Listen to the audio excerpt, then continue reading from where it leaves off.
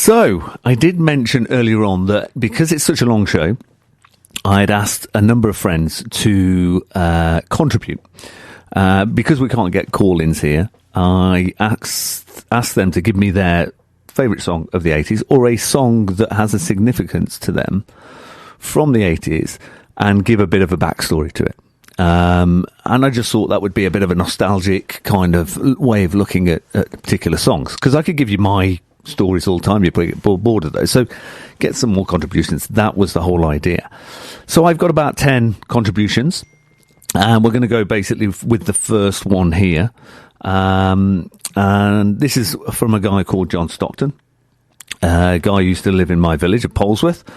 And he has, well, no, I won't tell you. Shall I tell you? Yeah, I'll tell you what the title of the song is. So it's Ant Music from Adam and the Ants. And this is his rationale for actually choosing, or his backstory to this particular song. He said, and I'm reading this from a text, so I used to live on a farm, and in the summer we would seek out anthills due to boredom and try to destroy them.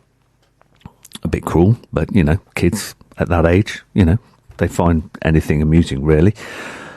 When I heard this song and music and the lyric, and I'm going to read the lyric here, it says, "Don't tread on an ant, he's done nothing to you. There might come a day when he's treading on you." He says, this scared me because I'd recently seen a film on TV called Empire of the Ants. And this is a film, I think it's about, where giant ants attack humans. And I realised that this might happen to me one day, having heard that lyric from Ant Music, obviously. And if I didn't change my ways particularly. Ever since then, I've been respectful to ants, and even set up an ant charity in the 90s when I lived in Australia called Antipodean. I get you. I see what you're saying. I bought the record in either Our Price or W.H. Smith's. I can't remember. Well, John, that was a fascinating story, and it is a great song. So we'll play it now. And so another story behind the song from the 80s, from a friend, and why they particularly like this song. So this is from a guy called Steve Carless, another friend from Polesworth. Let's get through the Polesworth guys, and then we'll move on to other people. So this is where I grew up.